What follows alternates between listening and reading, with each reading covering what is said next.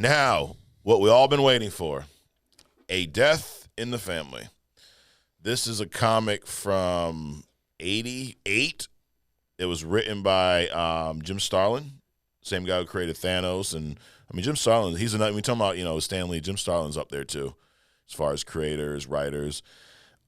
Jim Aparo, I don't even know who that is, was the penciler. Mike DiCarlo inked this thing. Now, this is an older comic, but this is one I think this is one of the most important Batman stories. Now, it's definitely not my favorite Batman comic because I have a lot of issues with we'll go through those in a minute. But as far as the impact, I mean, they killed off a main character for a long time. And yes, Jason Todd was resurrected as Red Hood and Under the Red Hood, another fantastic story. Have you read that? I know you've seen the film. Read it? No. I've seen the film, though. You've read that, right? Oh, yeah. Under the Red Hood? Yep. I love that story, too. Hush is one of my all-time favorite Batman comics, and we see Jason Todd in there as well. We see the Red Hood kind of resurrection teased almost, and I think that did so well. I think that's why they ended up doing it. But at this point, 88, they killed off this character. Big deal. It also got a lot of pushback from other WB or DC wasn't as happy with them killing off this character. There's a lot of shit involved in this, but the impact it's had, I mean. It really helped. Batman's a character who always has had this grief, this loss behind, this darkness, right? I mean, his whole origin, his parents killed in front of him. And then at this point, the Killing Joke had already been released. So the Joker, paralyzing Barbara Gordon. And, I mean, dude, the Joker is just a sick, freaking sadistic, this even helped move him to the next level. Yeah. But he flat out kills this character, which, Batman takes him in as a teenager. He's supposed to be he's his ward pretty much. Yeah. And kid dies. I mean, massive impact, more trauma for Batman, which is, Batman's just lives through his trauma or lives with his trauma. But I've always enjoyed this. This was the first time you've read this, right, Adrian? Yeah. You've seen the movies and whatnot. Chris, you've read this before? I have. Yep. Yep. I haven't read it recently. Yeah. I looked up a synopsis because I had to refresh myself. I used to have the book, and I swear to God, I sold it or something. I can't remember, but I remember it very well. Yeah. Yeah. There's a couple things I didn't remember, we could get into. Yeah. We could get into But overall, how do you feel about this book? I do think it's one of the most important Batman stories. I enjoyed it. Some things about it, it's just it's a weird choice, but maybe it's a weird choice for the time. Maybe it fit. Maybe it fit at the time. Maybe. So I think of it sometimes, all right, if you were to rewrite it now with a modernized take on the character, how I think if it was rewritten now, maybe we do this here on Only Comics, we write it. But I honestly, I think if it was rewritten now, it would be one of the best stories ever, with the right person behind the pen. What about you, Adrian? First time reading this. How did you feel coming out of it? Was it as good as you thought it was going to be? Was it not? It was definitely more detailed than the show, the movie. I like the little, intricacies. All the little things that happen in between. I mean, we'll get into it, but I by picking it up and kind of thumbing through it, seeing the details, seeing everybody that's involved, kind of consuming it at your own pace as opposed to watching it flash in front of you. Right. I think that was a good experience. So good read. This guy was a dick.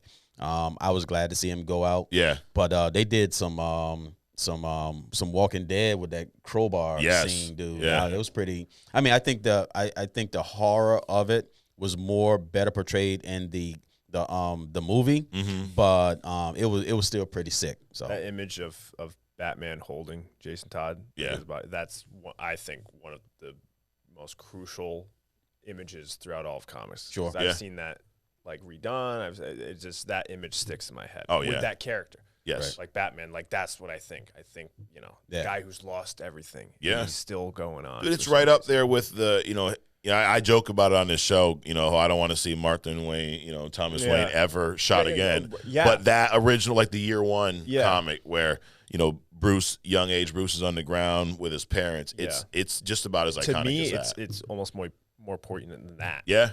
It's almost at a different tier. Right. That's your son. Right. So to see that image portrayed, it's like that.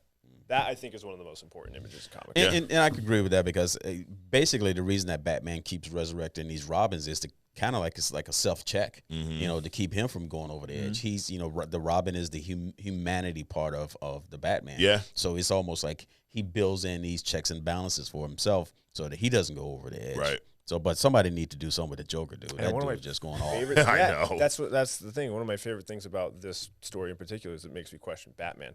Right. Yes. Why aren't you doing anything about this? Right. Could I not do anything about it? It makes me question that character's morals. Is your way the right way of doing this? Right. Because the Joker just keeps going on and on and on and on. And the animated about where the Joker kills off what's the kid that takes the photos at the Daily Planet? Anyway, I forget his name. Yeah. Anyway, the photographer Jimmy with the Jimmy Olsen. Jimmy Olsen. There you go. He takes out Jimmy Olsen. Yeah. He makes Superman think that Lois Lane is him. So Superman flies her up into space, kills her and their child, their unborn child, and then detonates a nuke in Metropolis. Right. All in one shot.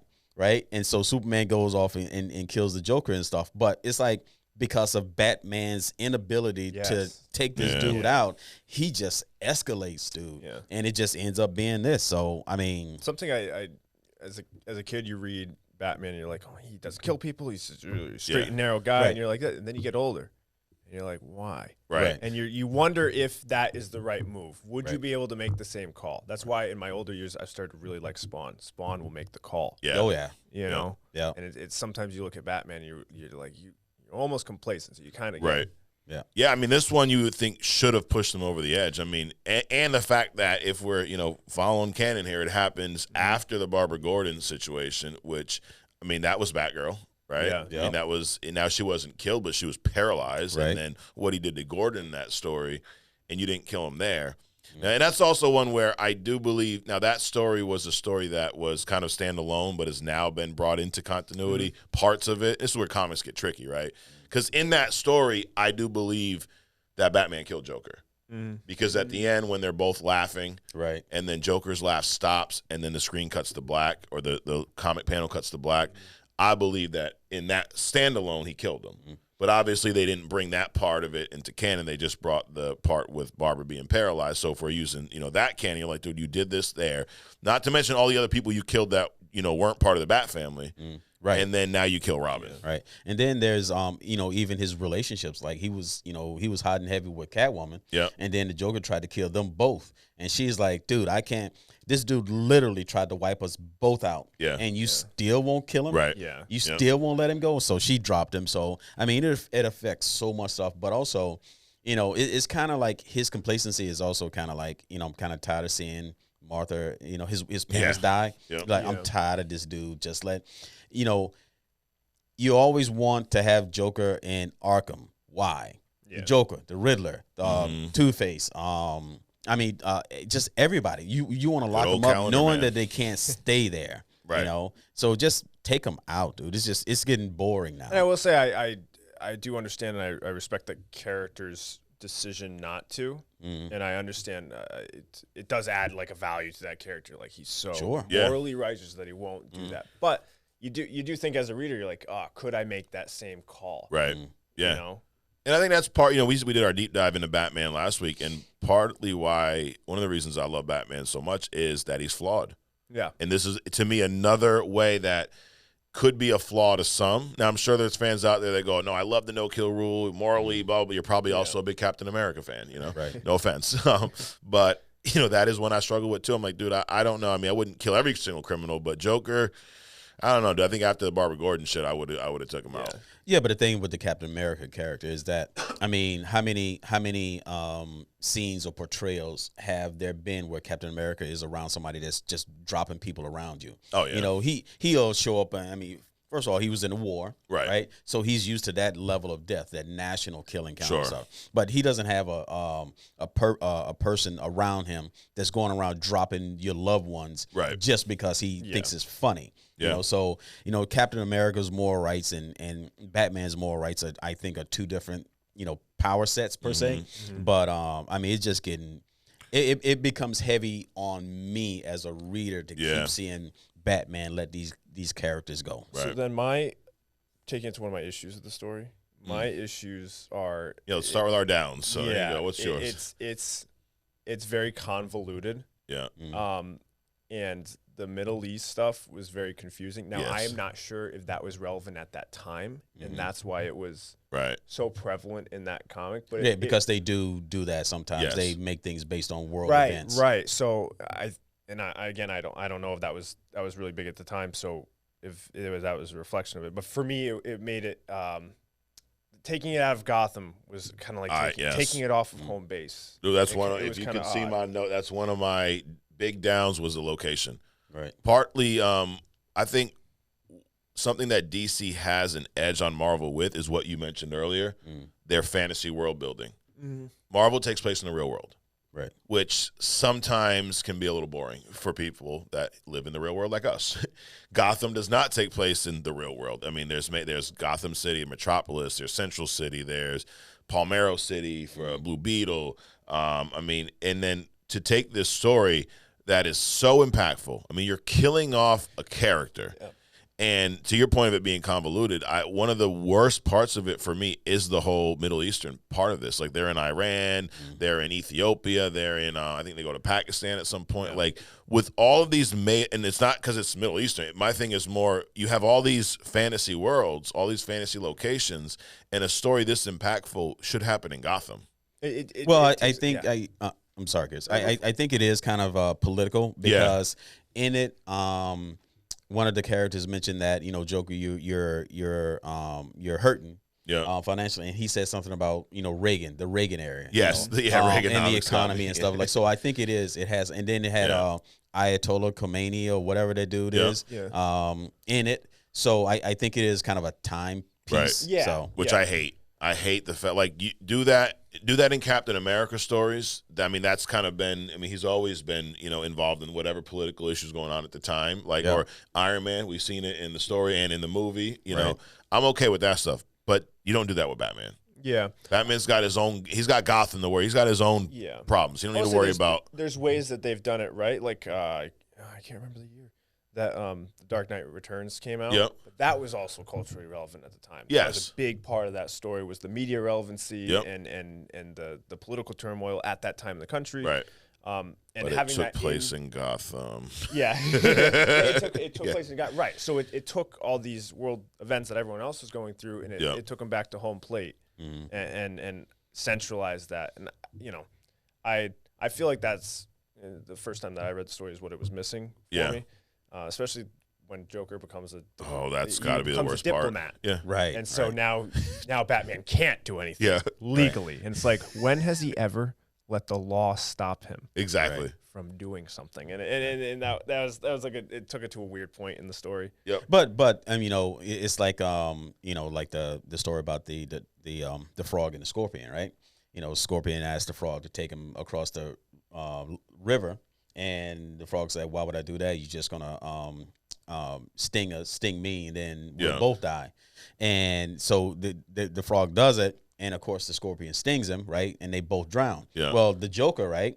Regardless of where he is or what he's doing, he's always got to be the Joker, right? So what does he do? He comes out, during a meeting, rips off his clothes and start, with the gas and stuff. So Joker's gonna be what Joker. You expect, dude? Right? Exactly.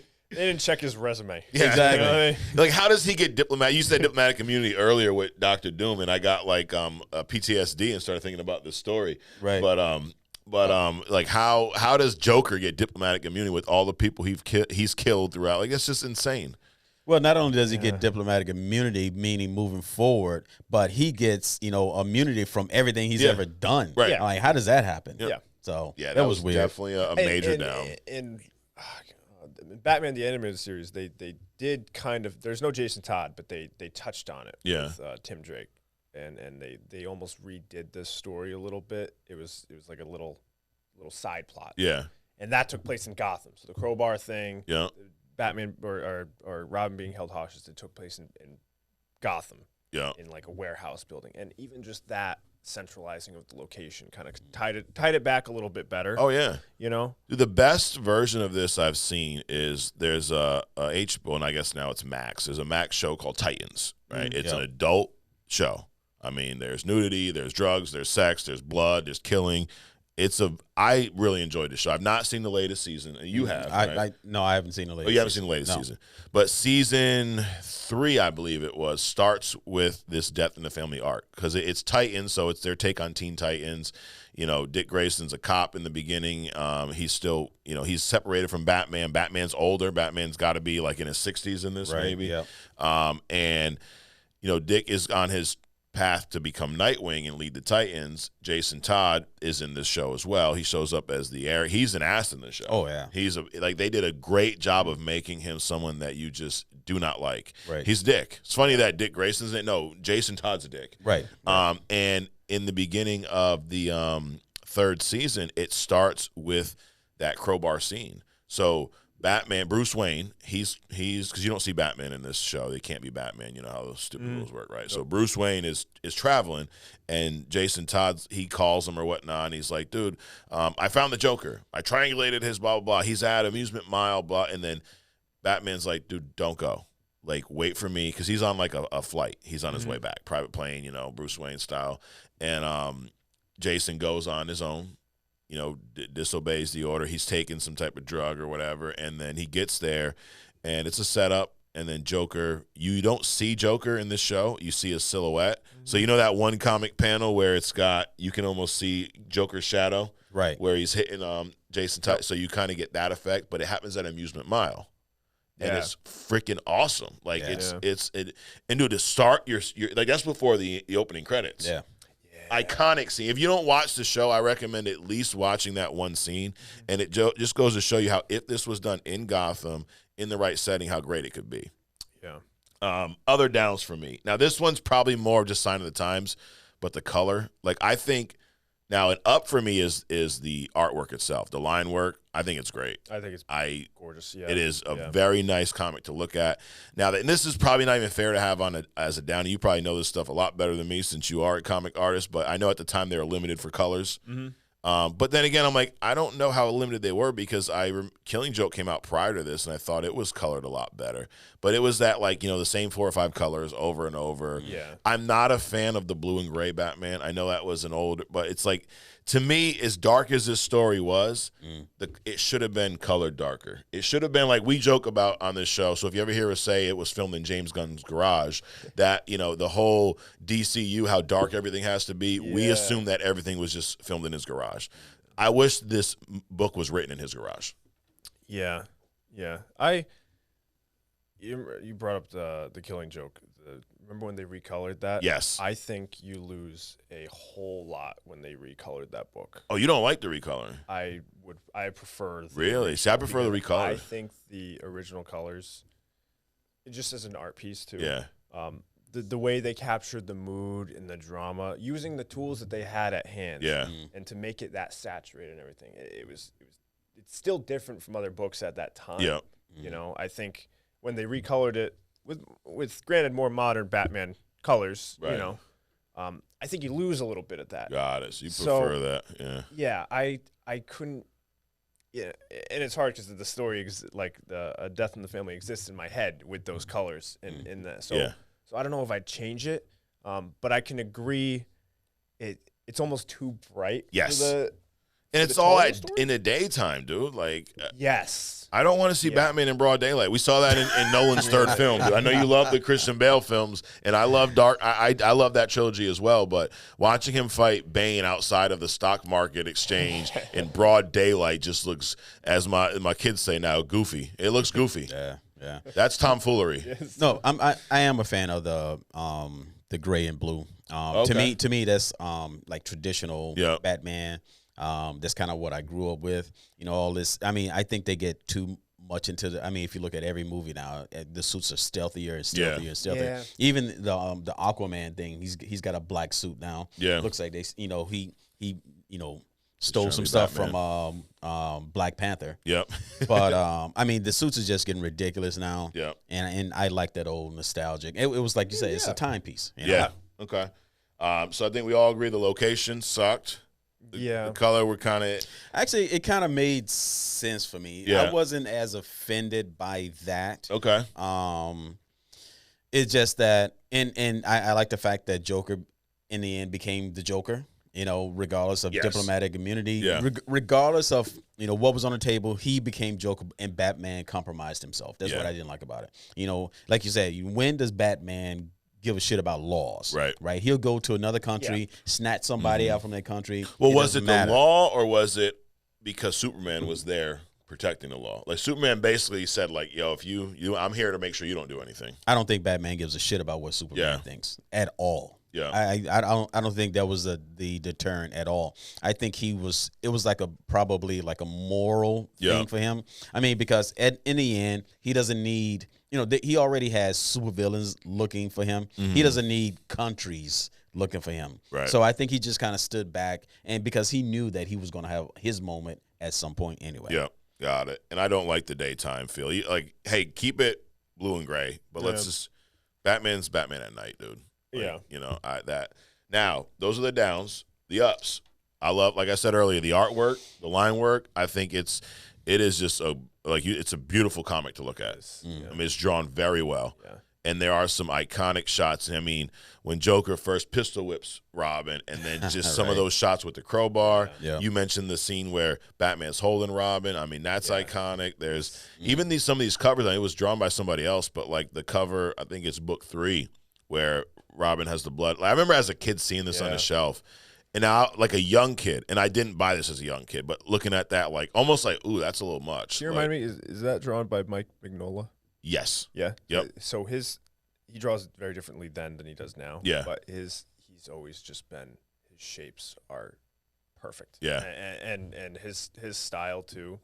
Looking at that cover is one of those retention images for me. Yeah. I think of Batman. I remember that. There's certain key issues you just remember that cover. Yep. You think about his shapes. I'm just thinking about the drops. I've always would like fixate on one of the blood drops coming out of his nose because of like just the perfect circle, and it just, I don't know, there's something about that cover always intrigued me years before I even read it. It's dark. Yes. If I remember right, it's the shadows. That's the the composition of that is just I guess that's probably what I would have liked in this in the coloring of this, more shadows, more. But again, you're doing it in the freaking broad daylight, so I get it. But ups, art, Batman. I love his physicality in this. Seeing him taking out the criminal, even though he had an issue in the beginning with how Jason Todd jumped the gun, but and you also see a difference. Like Batman's a little more careful in the beginning than after. Robin's killed, he's a little more brutal with the criminals, and I like seeing that. Like Batman, I've said this before in the show, Batman will beat the shit out of you. He's got his no kill rule, but he does not have a no put you in the hospital rule. He don't care. Like I mean, he's like, oh, that guy will be out for 24 hours. That one's gonna. And I love the Batman narration. Yeah, right. Any comic that has, I mean, and I know a lot of Batman comics do, but one of the mistakes some of these writers do is they don't have the Batman comic narrated by Batman, which to me that's stupid. Like that is always a highlight because we want to get inside his psyche. I don't care anyone else narrate. I want to hear Batman narrate that shit. Yeah. Thinking about narration, there's a couple little tidbits I picked up was like they mentioned his weight, 210 or 220 pounds. Come crashing down. That thing. And it's funny they mentioned him as a millionaire, not a billionaire. Oh yeah. So that was kind of interesting. It's like I don't think millions are gonna get it right. Right. Inflation. Yeah, right? Different time, I guess. And then I do like how the books end on a little bit of a cliffhanger. The first book ends like Joker's there with no makeup. Right. Like that. I don't remember seeing Joker with no makeup in a comic prior to that. I'm sure it probably was, but yeah, I think I've seen him maybe once or twice, but it's definitely it's almost like seeing Dr. Doom without his arm or something like that, Yeah, but I do like the little cliffhangers. And then again, I mean, we said this a handful of times, but that just iconic shot. I mean, dude, that should have been the cover on one of them. Yeah, it's the cover of the like all the collected editions. Actually, you got. Oh, Agent, show me that one. Yeah, what's that? The death. Yep, that one. Yes, that's the one that. This is a different drawing of it, but I think the one on the back is the one we've been talking about. And you know what? That has a more modern color. Yeah, like you were talking about that the cover. The front one does. Yeah. Yep. And it's still that blue suit. I do like. Here we go. We'll get this up here for everyone. Look at that. And Mike, I think a problem with the older colors is when they try to match it on newer paper too. Yeah. I bet those colors look a lot different on like the newsprint. Yeah. You know what I mean? I'm sure it is. When you put it on like a stark white, it's just it's even more bright. The old comics, they used to have that, like I said, the newsprint, and it was like pixelated. Yeah. Yes. So that was pretty cool. Yeah. But I enjoyed going back through this. I think the setup was really good. Like the opening, the first book of this comic. I mean, dude, and it is some dark. Like they're tracking a kiddie porn ring. Like, dude, that leads me to the question. Are comics for adults or kids? They're definitely for adults. I mean, there are comics that are geared toward kids. Yeah. But the typical, and this is why I said a few reels back. When Disney took over, it's almost like a conflict of their vision of where this thing is going to go. And I don't think it should have ever happened. I think Marvel should have stayed independent. Yeah. And, Stan Lee should have took this thing off into the sunset with him. But, other directors would have came out. Other movie producers would have came out. There would have been a whole different universe. And I think Disney kind of neutered the Marvel. I do think it's dark. It's dark, and I just looked it up to make sure. Dark Knight Returns predates this. Okay. So when that book came out, that kind of changed the tone of Batman. That's why that book is seen as such a pivotal thing. That was before year one, right? Yes. Yeah. I believe so. I believe so. But that was something that, like, changed that character forever. Yeah. Like, to become that dark and gritty thing. So that story wouldn't exist without that. And I like how, it's just like changed. That's how that character exists for me. Yeah. Absolutely. I think I'd agree, Adrian. I think it depends on the story, right? There's plenty of comics created for kids, but the Batman and a lot of DC comics, I think, are more, teenage, mature, whatever rating you want to give it. But I wouldn't want my 7-year-old reading Death in the Family. Yeah. Even the psychological stuff. I mean, once you read into this stuff, even the situations that, like, you look at Spider-Man, you don't think, Batman brutality, right? But some of the things that he's, had to deal with, death. I mean, you're talking about, years and years of therapy, right? And today, with the, how sensitive things are, you wouldn't want to expose kids to these kind of things. So even that's crazy. Yeah. And then we get, talk about the setup a little bit more. So they're tracking this, these criminals, and they're at this warehouse. And Batman, he's planful. We were joking a little bit earlier in the Kings of Comics tournament. If Batman had enough time to prepare, I mean, he's prepared. So he's got this whole attack kind of mapped out. And Jason Todd's this younger, angry, right? And he kind of moves at the beat of his own drum. Like he's not big on authority. He wants to do what he wants to do, and he jumps the gun, and he's attacking these criminals right off the bat. It reminds me of I was watching the animated Justice League. I think it was Throne of Atlantis, and there's this issue going on, and Green Lantern shows up in Gotham to try to track Batman down.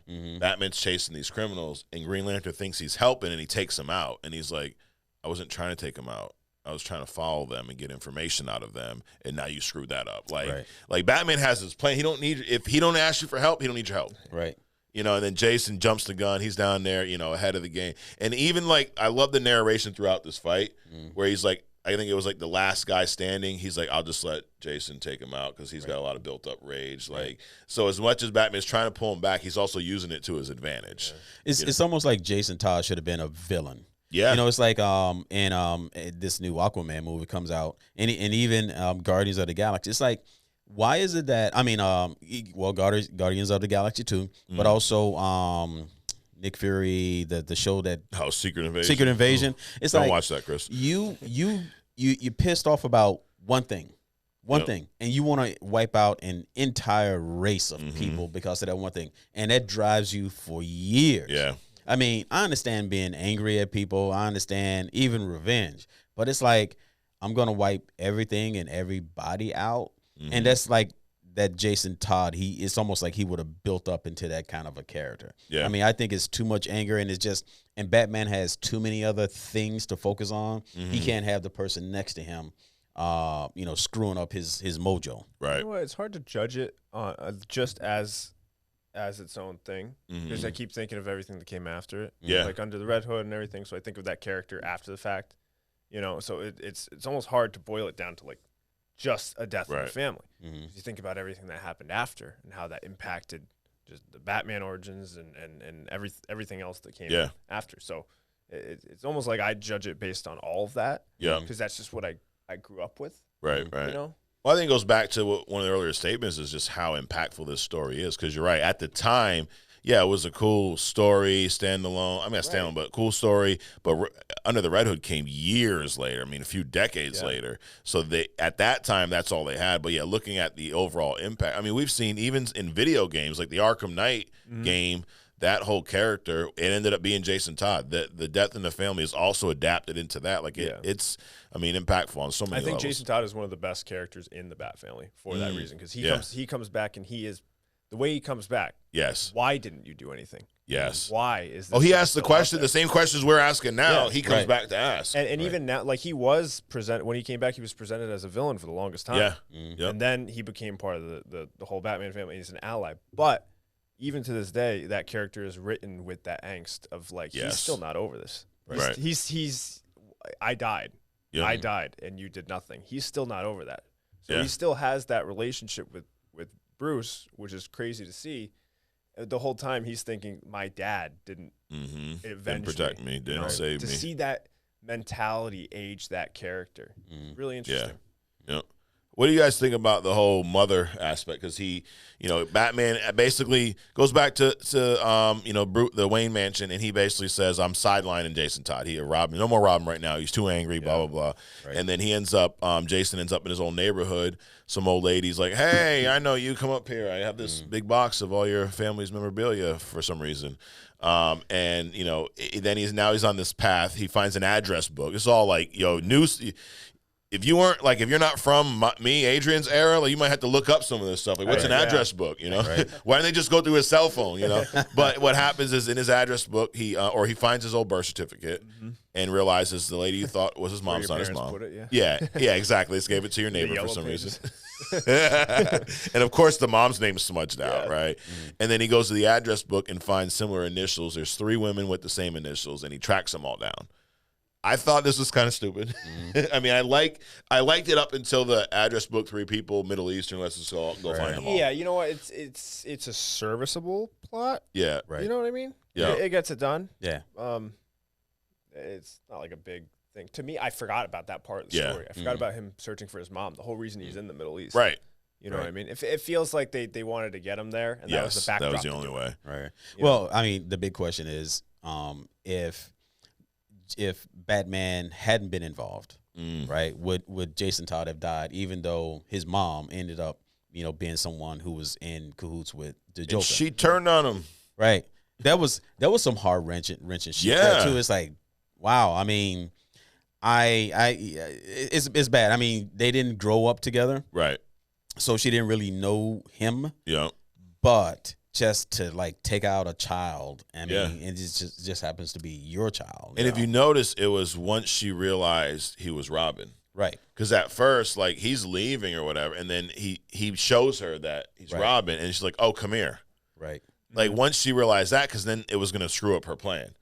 Right. So she was more worried about protecting, because she also had some dark, stuff she was hiding. They mentioned she was skimming off the top. Yeah, she was skimming off drugs the top. And stuff, so that's why, yeah. And then originally he mentioned some experiments that went wrong in Gotham on young girls or whatever that she was performing. So she's got a dark past too. But dude, she's just, the minute she sees the Robin, says, oh, come here, and leads him to his death pretty much. Right. And then he still tries to save her. Right. That's the part, like, you're talking about heart wrench, like, okay, yeah, I get it. It's your son. You didn't raise him. And then once you realize he could, possibly catch you, screw up your whole plan, you turn him over to the Joker. Joker beats the shit out of him. He's kind of locked up. He straps your mom to this wall because he's just Joker being, to your point, he's being the Scorpion, dude. He's stinging the frog. Yep. And then Jason saves his mom, jumps on the bomb so that he takes most of it and she doesn't. Dude, that's kind of twisted. Like, I'm sorry, I would have left her on the pole, bro. But he spent so much time looking for her, and when you have something broken in you, you got this will to try to fix it. Right. And he was trying to fix this thing that up until that point he didn't even know existed. He thought his stepmom was his mom. Right. So now he finds out something completely different, which me personally, I wouldn't have even pursued it. No. The person that I grew up with, that was my mom. Yeah. So that was it. So it's interesting that he had that much, interest and will and love for this person that he just met. To the point. So, I mean, it was a convenient story, the Middle East and the Joker showing up and the Batman and all that kind of stuff. But again, it goes back to, okay, once again, so ultimately this is Batman's fault because he didn't take out the Joker. He didn't secure him enough. He didn't do whatever he needed to do. Once again, the Joker is out doing Joker stuff and he escalates. So, yeah. And I think, I say it's a serviceable plot to get him to the Middle East or whatever. Yeah, but, right. And I think I would have changed some things about it, but the way it builds up the emotion towards Jason Todd's death. And I don't know how he was written prior to this. All I know is all my frame of reference of that character is death of the family. Yeah. And the amount of you want to see Jason win. Right. He's going through this struggle. You see his mom is in this state, whatever. Right. Yeah. And he's at the end of the line. He's getting the shit beat out of him, and you want to see him win. And the fact that he doesn't get that, it is an emotional ending to that character, right? Which, for all intents and purposes, was the end of that character, right? Many, many years. So absolutely, that character in that form, anyway. Yeah. For a long time. You read Jason Todd prior to this? No. So you did not know how he was in the comic before Death in the Family? Yeah. I just saw him really in Titans and, gave him the asshole stamp of approval. Got it. And, I just kind of hated him ever since. So when he died, I was like, that makes sense. Yeah. What's interesting, too, is the way they did that with the hotline. Yep. And, dude, did you know that it was only, I think it was 70 votes? It was almost 50-50, the feedback they got. So they opened up a hotline. So those of y'all that don't know this that are watching, Jason Todd was not a popular character. They actually hated his portrayal because they made him a dick pretty much. He was an asshole. And DC had this idea. I guess they saw Eddie Murphy do it on sketch comedy show where he had a hotline. I forget something that he asked to do. We're going to do a hotline and determine if I do this or not, right? And then they got the idea from there. So they did a hotline where you could call in and vote, do we kill Jason Todd or not? And they said they got about 10,000 votes or something like that. And it was like 72 votes that put him over the edge. Now, there is a version, because I guess they did this mid-story. Yep. So there is a comic. There is a comic where he doesn't die. Yep. It was printed. And I know there's a few people that have a copy of this. Never been released to public. Dude, that would be interesting to see, to see how different it was, Yeah. I've seen that last image, the last page of that alternate ending where Batman's holding him. He's like, oh, my God, he's alive. Wow. And that's how it ends. Yeah. And it's interesting to think about how that would change everything. Because there'd be no Red Hood. That character would be so different now. Yeah. Batman would be so different now if that happened. But how much anger or rage would Jason come out of that, knowing that, okay, not only wasn't killed, I was almost killed, right? And you're still not going to do anything about this? It's hard to imagine how that character and Batman as a whole would exist if that alternative ending happened. And then you also have, the mother component, like my mom just served me up to the Joker. Right. I don't think with the fact that the issues that he had with Batman and Bruce, apparently, not knowing who his mother really was up until a certain point. Well, or actually thinking that his mother was somebody else. Yeah. And then at the end, she's serving him up on a platter. I think that would have sent him over the edge to be what I think he should have been in the first place, which is a villain. Yeah. So if he couldn't handle the first part of that, and Batman having to sit him down, he most certainly if he would have survived, he would have had more baggage to carry. Yeah. What's funny too is I was reading about the hate mail that DC got after this. Like there was one where it was like a grandmother it was a call. He said, "You bastard, my grandchild loved Robin, and I don't know what to tell him." Like, the people were upset about them killing a made-up I like character. the idea of the grandma getting the comic in the mail, and she's got to vet it first. Yep. Right. So she's avidly reading through Batman each month to make sure things check out. Yep. And, you brought up Dark Knight Returns, how that kind of started this change for this character. Well, Frank Miller came up with the idea of Joker killing Jason in that movie. Yeah. Is it in that story? Is that the one? Is there a Robin suit displayed in the case? Is that the first time we've seen it in that comic, or am I remembering that right? I know he mentions that Joker killed him. I believe so. Yeah. Robin is briefly mentioned in that, and it's part of that whole trauma aspect. Of it. Frank Miller Batman is a dark Batman. He's like his elderly years, and he's got this long obscure history of the fight. And, you know, it's just interesting how everything changed after that. Yeah, I mean, it inspired a big part of this story. But yeah, we said it before. One of the most impactful stories. I would love to see a modern interpretation. Like, we saw some of it with Titans, but I think even live action film. I mean, Robert Pattinson had said this. We talked about this a couple weeks ago, Adrian, where he said he'd love to adapt this into a live action film. and he'd want the Batman 2. He'd love for them to bring a Robin into it. And I don't think it doesn't need to be the second route. Like, it's for live action. They can change whatever. But why not? That would be cool to see for Batman 2 and 3. Having this brought in. He adapts a Robin that's then killed, and see how this Batman deals with it. Because we're dealing with this is early on, where he's going from being that, like, he don't kill in this, but he will make it so you wish you were dead. And we're seeing him kind of tone that down. And how would this change? But I would love, whether it's there, whether it's somewhere else in the future, I would love to see this done right. And this one, it should be dark. They can film it in James Gunn garage. I'm okay with that. I'm not sure that now, because the Robert Pattinson Batman is still very young. Yeah. He was year or two in the movie. Yeah. He's still developing. I think we need to see him develop for at least one more film. Yeah. So if we're gonna bring in the family, I think it should be like a 4-parter instead of the typical 3. Yeah. So give him Pattinson an opportunity to develop the Batman, then introduce the family in 3, and then kill them off in 4. I think that'll work better. Yeah. And just because it's just so much happening so quickly. So year 2 Batman, he adopts a kid, he grows up, he trains him, and he's all of a sudden he can do all this stuff. Then you kill him off. I think that'd be too much too quickly. Yeah, it'd be quick. I mean, I would be okay if they introduced them in the second film and then killed them off maybe in the beginning or middle of the third. Now, also, remember these. I mean, the first movie was 3.5 hours.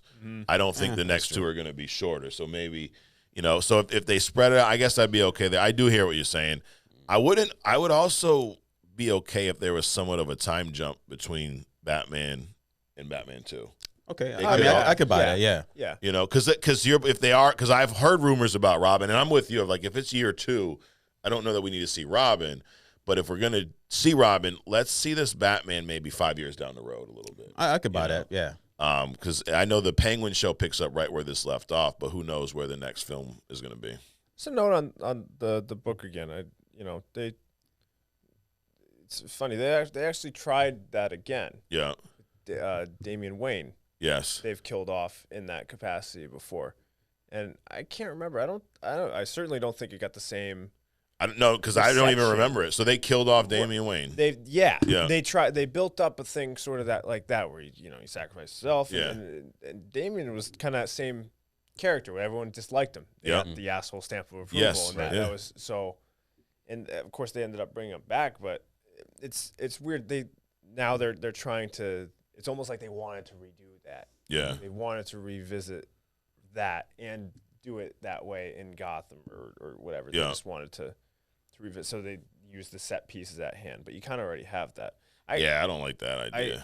I enjoy the way Jason Todd exists in current form. Right. Now he's his own vigilante, and he doesn't have that same rule. Right. He has that Batman backing, that training, but he's totally fine making the call. Oh, he has no problem. That's an interesting character. Yeah. To have exist in that same family. Yeah.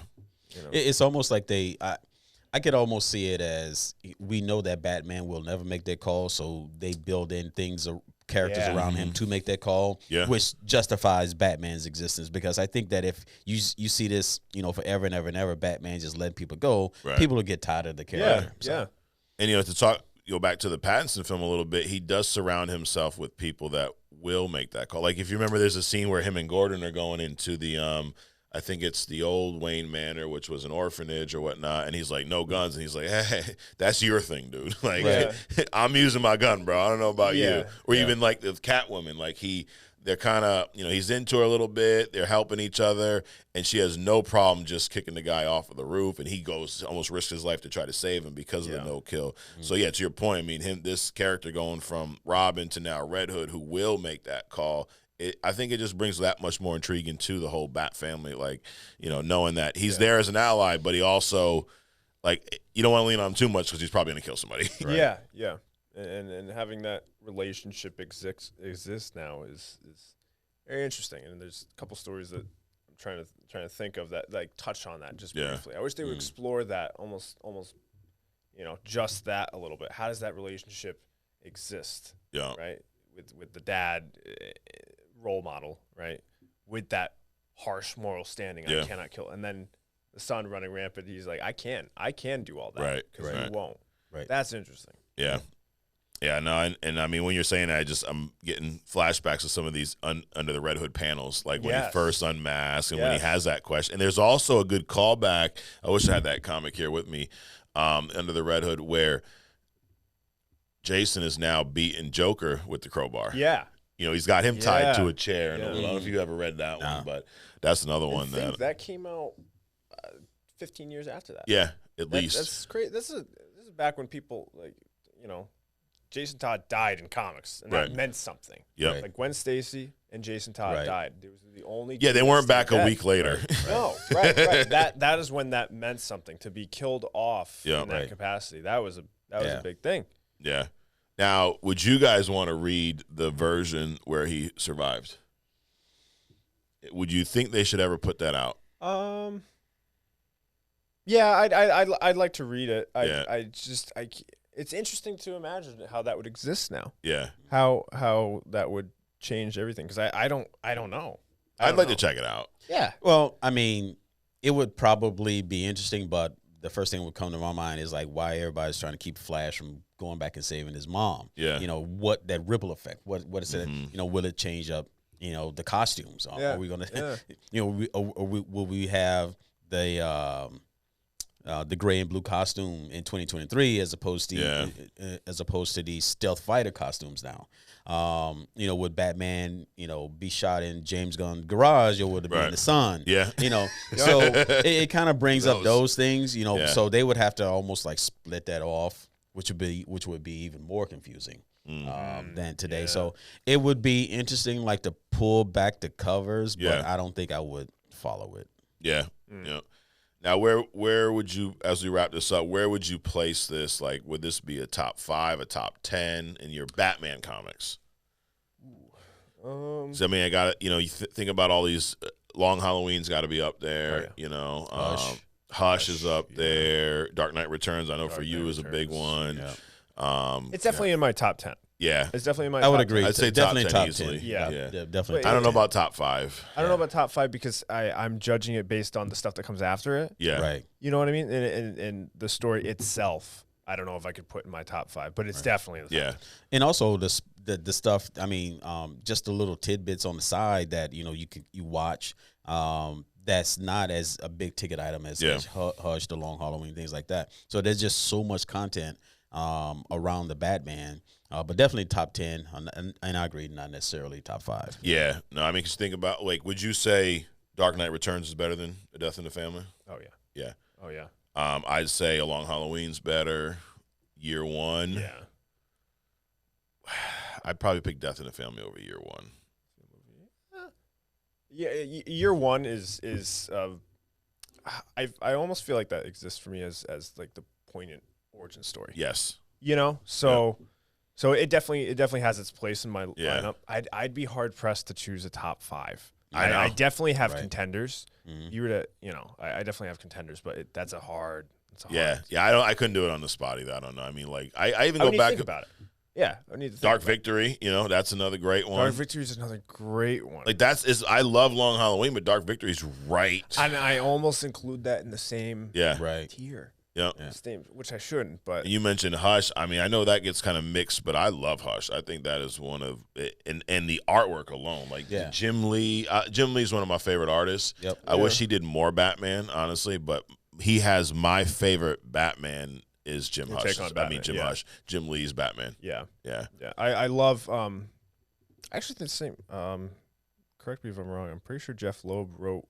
He wrote Hush and he wrote Long Halloween. Yes, I love his writing. Yes, I love his writing across the board. So I'm actually surprised. I don't know many people that don't like Hush. Yeah, that still exists for me in a very positive light. I mean, I'm sure Jim Lee is probably sick of it because everyone references it as like his best work. Sorry, Jim, it is your best work. and it took place 20 years ago. So he's probably thinking I've done other stuff since then. But that's a very important story. It was. Yeah. I think the fact that we're talking about these things, 20 years later, and that it's so prevalent, in people's minds and stuff, and how impactful it is. We're talking about these more than the newer stuff, right? So I mean, just that alone speaks volumes, not only about the character, the development, the writers, everything around it, but again, that doesn't translate into the movie. So, Adrian, was Death in the Family better than Black Adam? Yes. We finally got him, guys. We got him. Yes. Hey, Buster. Yes. Yeah, listen up, Buster. Wow, that's the first one. Yep. That's awesome. Keep a tally. Yeah. That's it. And then you talk about the animated movies. Under the Red Hood is a great animated movie. Oh, yeah. I haven't seen that. You haven't seen that? It's great. Yeah, you got to watch that. It's good. Yeah. So, well, there you have it, dude. Any last words on Death in the Family? Like we said, top 10. I think the ambassador stuff was a little bit too much tomfoolery, but I will say, as that dream of drawing Batman hasn't gone away. So I would like to touch on it at some point. Yeah, it is in the back of my head. If DC, if you're watching, if I ever get a chance, if you ever want to touch on it again, let me know. Yeah, and Chris Boyle art. Look him up. Art. I'm so splintered, and I mean, there's so much stuff I would love to do. Like I said earlier, you asked me if I would draw a comic or whatever. I would think I would have to have like a Japanese animation kind. I would love to do a Superman, like a raw Superman. Like he got amnesia, woke up on a planet as a ruler, and just went dark. I mean, like an adult like some Planet Hulk version, type. Right, an adult Superman unleashed kind of a thing, because I think they placate his powers too much. Yeah. And I know, Chris, you kind of cringe when Superman versus the Hulk, but Superman, and depending on which one you're looking at, he has finite strength and powers and speed and stuff, and the Hulk does not. The Hulk has regenerative, so on and so on. But I still don't think they've ever been able to give Superman like his just show him at his rawest, even when he went up against Darkseid in the animated version. Yeah, and when he was trying to kill Darkseid was trying to kill Batman. Yeah, and Superman was like, this is a rare opportunity. I feel like I'm living in a paper bag and blah blah blah blah blah. And then he went soft at the end. Yep, and Darkseid kind of kicked his ass. But so I would love to do a version, a Japanese animated style Superman unleashed. So that would be my dream. DC, if you're watching, come on. Warner Brothers. We should remake Death in the Family. We should do it ourselves, right? Come on, we'll fix all the plot holes. We'll create it like it was drawn in James Gunn's garage, so it's nice and dark. It will happen in Gotham. There'll be no ambassadors. There'll be no. I love how Joker just had this like missile sitting. This. Right. Like we forgot to mention that. Like, hey, Chris, I forgot to tell you, dude. I own this like truck with like missiles that since I lost all my fortune, I'm gonna go sell it to some people overseas. You want to go with me? I wouldn't be a fan of rewriting it, only because it's like a fixed in time moment. Yeah. And also we at least I do. You shit on so many people about these directors coming in and spinning their version of. Yeah. I'm all for like, okay, it was great. Let's leave it alone, but we can also do something else. Yeah. So I'm not necessarily a fan of rewriting it, but we can definitely do some more better things today. Yeah, I would love to see iconic, updated version. Like an alternate. Alternate. Absolutely. Thing. Yeah. Do you guys ever think, like, when I saw that truck, the missile thing? Do you ever think that, like, terrorists, like, look at these comics and be like, "Oh, that's a great idea"? Right. Yeah. I mean, come on, you got missiles hidden in the middle of town inside of a water truck. Yeah. Come on. Yeah. Where are they getting these ideas from? Where's the Joker? We gotta hire him. Yeah, exactly. Right. You know? Does he exist? It was kind of funny though, seeing the Joker dressed up in the whole garb. Oh, that was kind of And I ridiculous. do, to your point, I love that. That's another great panel where he rips off the suit and he's got like the venom or the laughing gas, whatever the hell it is. Good old Joker, man. Always got the laughing gas. Always. But yeah, so there you have it. That's our deep dive into Death in the Family. Like we said, top 10 all-time comic Batman. Some iconic artwork, some iconic shots. But again, if you want to see I think the best portrayal of that death scene, watch Titans. Watch the first episode. Yeah. Well, there you have it, dude. That's it for this week.